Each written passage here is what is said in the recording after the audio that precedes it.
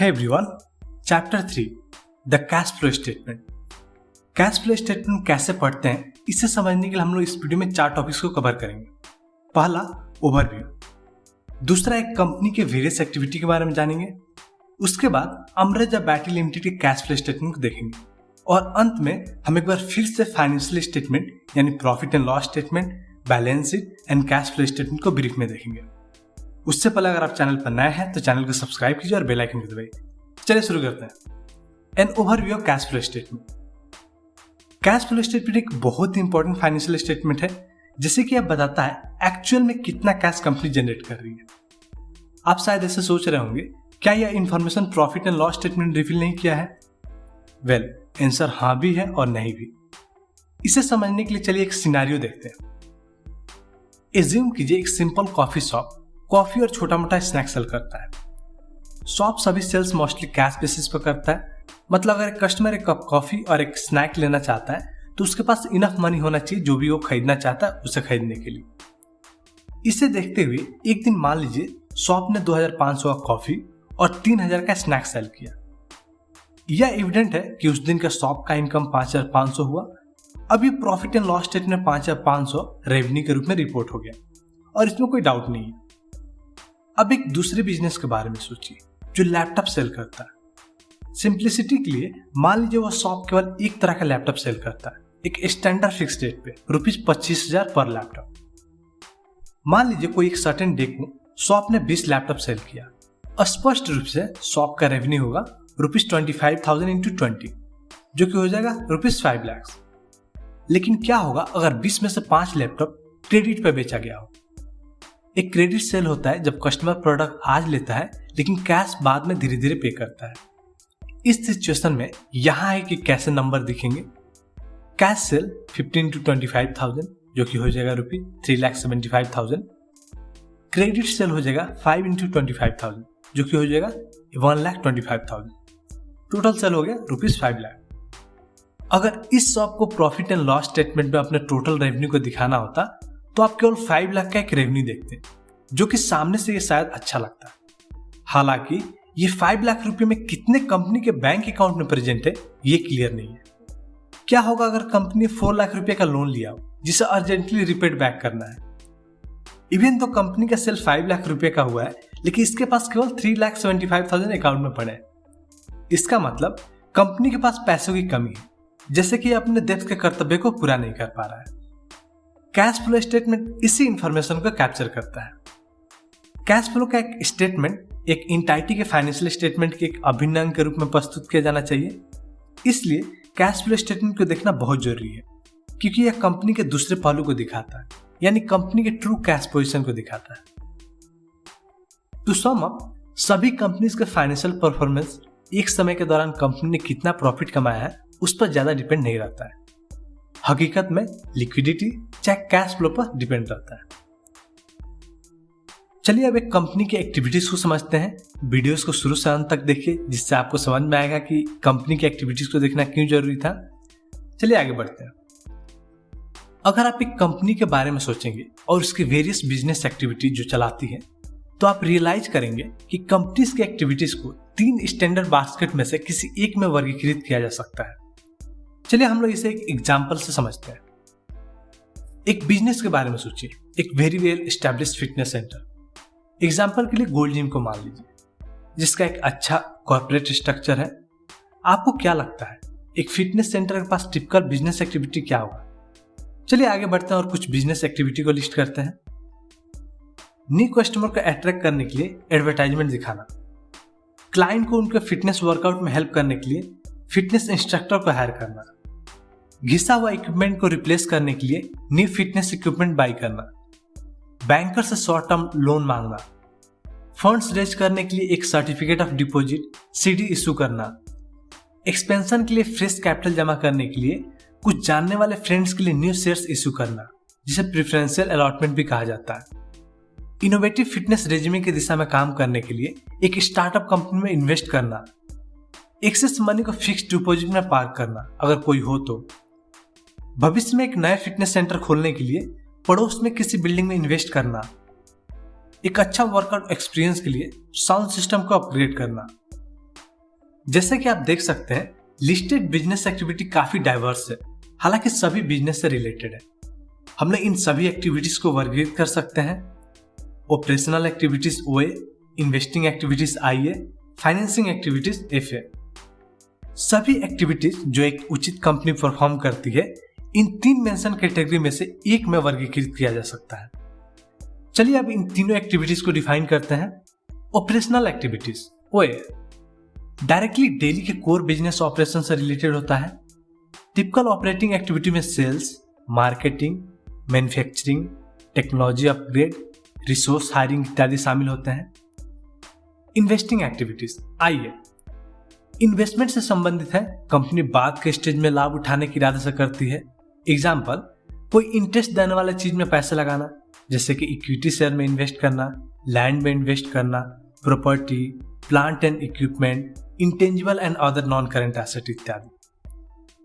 Financing activities FA company के सभी financial transaction से संबंधित, जैसे कि distributing dividends, paying interest to service डेब्ट, रेजिंग फ्रेश डेब्ट, इश्यूइंग कॉर्पोरेट बॉन्ड्स इत्यादि। अब चलिए सभी एक्टिविटीज को तीनों कैटेगरी में से एक को वर्गीकृत करते हैं। न्यू कस्टमर को अट्रैक्ट करने के लिए एडवर्टाइजमेंट दिखाना ऑपरेशनल एक्टिविटीज है। क्लाइंट को उनके फिटनेस वर्कआउट में हेल्प करने के लिए फिटनेस इंस्ट्रक्टर को हायर करना ऑपरेशनल एक्टिविटी है।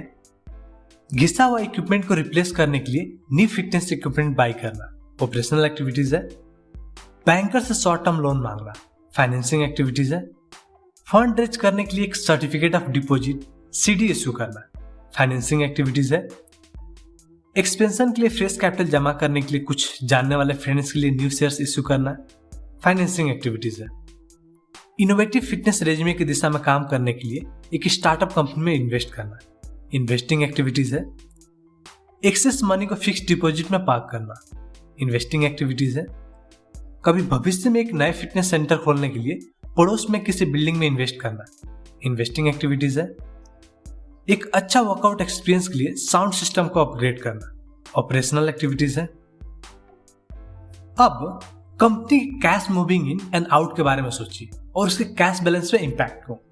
हर एक एक्टिविटी जो कंपनी करती है उसका इंपैक्ट कैश पे पड़ता है। एग्जाम्पल के लिए एक अच्छे वर्कआउट एक्सपीरियंस के लिए साउंड सिस्टम को अपग्रेड करना, मतलब कंपनी को एक न्यू साउंड सिस्टम को खरीदने के पैसे पे करने पड़ेंगे, इसलिए कैश बैलेंस डिक्रीज होगा। इसके अलावा यह नोट करना इंटरेस्टिंग है, खुद न्यू साउंड सिस्टम को एक कंपनी के एसेट के रूप में ट्रीट किया जाएगा। इसे ध्यान में रखते हुए इस एग्जाम्पल के लिए अब हम लोग समझेंगे कैसे कंपनीज के वेरियस एक्टिविटीज कैश बैलेंस को इम्पैक्ट करता है और कैसे ये बैलेंस शीट को इम्पैक्ट करता है। यहाँ यह टेबल कलर कोडेड है। Increase in cash blue colour में कोडेड है, decrease in cash red colour में कोडेड है, एसेट्स ग्रीन कलर में कोडेड है और लियाबिलिटीज पर्पल कलर में कोडेड है। अगर आप टेबल को देखेंगे और कैश बैलेंस एंड एसेट चाहे लियाबिलिटीज को कोरिलेट करना स्टार्ट करेंगे तो आप यह ऑब्जर्व करेंगे, जब भी कंपनीज का लियाबिलिटी इंक्रीज होता है तो कैश बैलेंस भी इंक्रीज होता है। इसका मतलब अगर लियाबिलिटी डिक्रीज होता है तो कैश बैलेंस भी डिक्रीज होगा। जब भी कंपनी का एसेट इंक्रीज होता है तो कैश बैलेंस डिक्रीज होता है। इसका मतलब अगर एसेट डिक्रीज होता है तो कैश बैलेंस इंक्रीज होगा। यह कंक्लूजन की कॉन्सेप्ट होता है जब एक कैश फ्लो स्टेटमेंट को कंस्ट्रक्ट करते हैं।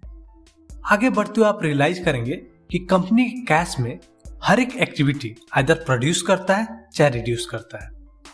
इसलिए कंपनी के लिए टोटल कैश फ्लो होगा cash flow of the company equal to net cash flow from operating activities plus net cash flow from investing activities plus net cash flow from financing activities. Cash flow statement में कुछ अंतर्दृष्टि होने के बाद अब आप इस सच्चाई को अप्रिशिएट करेंगे कि आपको कैश फ्लो स्टेटमेंट को देखना जरूरी है एक कैश पर्सपेक्टिव से कंपनी को रिव्यू करने के लिए। आमतौर पे जब कंपनी अपना कैश फ्लो स्टेटमेंट प्रेजेंट करती है तो स्पष्टता के लिए वे स्टेटमेंट को 3 सेगमेंट में स्प्लिट कर देती है, यह दिखाने के लिए कि तीनों बिजनेस एक्टिविटी में कंपनी ने कितने कैश जनरेट किए हैं। यहाँ अमराजा बैटरी लिमिटेड का कैश फ्लो स्टेटमेंट है। हम यहाँ हर एक लाइन आइटम को नहीं डिस्कस करेंगे क्योंकि ज्यादातर इसमें से आत्मव्याख्यात्मक है। हालांकि मैं चाहता हूं कि आप नोटिस करें ERBL ने ऑपरेटिंग एक्टिविटीज से ₹278.7 करोड़ जनरेट किया है। नोट कीजिएगा एक कंपनी जिसका ऑपरेटिंग एक्टिविटी से एक पॉजिटिव कैश फ्लो है वो हमेशा फाइनेंशियल वेलबींग का एक साइन होता है। यहाँ ARBL का इन्वेस्टिंग एक्टिविटी से कैश फ्लो स्टेटमेंट का स्नैपशॉट है। जैसे कि आप देख सकते हैं ARBL ने ₹344.8 करोड़ अपने इन्वेस्टिंग एक्टिविटी से कंज्यूम किया है। यह काफी सहज है क्योंकि इन्वेस्टिंग एक्टिविटी में कैश कंज्यूम होता है। इसके अलावा याद रखिए हेल्थी इन्वेस्टिंग एक्टिविटी इन्वेस्टर को बताता है कि कंपनी अपने बिजनेस एक्सपेंशन को लेकर सीरियस है। कितना ज्यादा हेल्थी कंसीडर किया जाता है और कितना नहीं, जरूर हम इस चीज को आगे बढ़ते हुए समझेंगे। अंत में यहाँ ARBL का फाइनेंसिंग एक्टिविटी से कैश बैलेंस है। ARBL ने ₹53.1 करोड़ अपने फाइनेंसिंग एक्टिविटी के थ्रू कंज्यूम किया है। अगर आप ध्यान देंगे बल्क में पैसा डिविडेंड्स पे करने में चला गया है। इसके अलावा अगर ARBL फ्यूचर में नया डेब्ट लेता है तो यह कैश बैलेंस में वृद्धि का कारण बन जाएगा। हम लोग बैलेंस शीट से यह जानते हैं कि ARBL ने कोई नया डेब्ट नहीं लिया है। चलिए एक बार सभी एक्टिविटीज से कैश फ्लो स्टेटमेंट को समराइज करते हैं। इसका मतलब फाइनेंशियल ईयर 2013 से 14 के बीच कंपनी ने टोटल कैश ₹119.19 करोड़ कंज्यूम किया है। फेयर इनफ, लेकिन उन पैसों का क्या जो पिछले साल का है। जैसे कि हम देख सकते हैं कंपनी ने पिछले साल में अपने सभी एक्टिविटी से 179.986 करोड़ रुपए जनरेट किया है। यहाँ ARBL के कैश फ्लो स्टेटमेंट से एक एक्सट्रैक्ट है। ग्रीन बॉक्स को देखिए 2013 से 14 ईयर के लिए। यह बताता है कि साल के लिए ओपनिंग बैलेंस ₹409.46 करोड़ है। उन्हें यह कैसे मिला? यह पिछले साल का क्लोजिंग बैलेंस है, यहाँ एरो मार्क से दिखाया है। इससे करंट ईयर्स का कैश इक्विवेलेंट माइनस हुआ है जो कि ₹119.19 करोड़ है और एक छोटा amount ₹2.58 crore as a forex exchange difference के रूप में जुड़ा है। हम लोगों को कंपनी का टोटल कैश पोजीशन मिला जो कि ₹292.86 करोड़ है। इसका मतलब जब कभी कंपनी ईयरली बेसिस पे कैश की प्रॉब्लम फेस करती है तो उनके पास तब भी पर्याप्त कैश होते हैं। नोट कीजिएगा 2013 से 14 के बीच का क्लोजिंग बैलेंस अब फाइनेंशियल 2014 से 15 के लिए ओपनिंग बैलेंस होगा। इसे आप देख सकते हैं, मैंने फाइनेंशियल 2014-15 का भी रिपोर्ट डिस्क्रिप्शन में डाल दिया है। इस पॉइंट पे चलिए कुछ इंटरेस्टिंग क्वेश्चन एंड आंसर को देखते हैं। ₹292.86 करोड़ एक्चुअली क्या कहता है? यह दिखाता है कि ARBL के पास वेरियस बैंक अकाउंट में कितने पैसे हैं। कैश क्या है? कैश में कैश ऑन हैंड और डिमांड डिपॉजिट शामिल है। जाहिर है यह कंपनी का एक लिक्विड एसेट है। What are liquid asset? Liquid asset वह एसेट होता है जो आसानी से कैश में कन्वर्ट हो जाए, चाहे कैश के बराबर हो। क्या लिक्विड एसेट करंट आइटम का सिमिलर है जो हमने बैलेंस शीट में देखा था? यस, आप ऐसा सोच सकते हैं। अगर कैश करंट है और कैश एक एसेट है तो क्या यह बैलेंस शीट में करंट एसेट के अंदर दिखाना नहीं जाना चाहिए? एग्जैक्टली, और यहाँ है ये। इस बैलेंस शीट को एक्सट्रैक्ट को देखिए। स्पष्ट रूप से अब हम लोग अनुमान लगा सकते हैं कि कैश फ्लो स्टेटमेंट और बैलेंस शीट एक दूसरे से इंटरेक्ट करते हैं। ये चीज हमने पहले भी डिस्कस किया था कि सभी तीनों फाइनेंशियल स्टेटमेंट एक दूसरे से इंटरकनेक्टेड है। चलिए अब एक ब्रीफ में फाइनेंशियल स्टेटमेंट को देखते हैं। पिछले कुछ चैप्टर में हम लोगों ने कंपनी के 3 इंपॉर्टेंट फाइनेंशियल स्टेटमेंट को डिस्कस किया है, that is profit and loss statement, balance sheet and cash flow statement.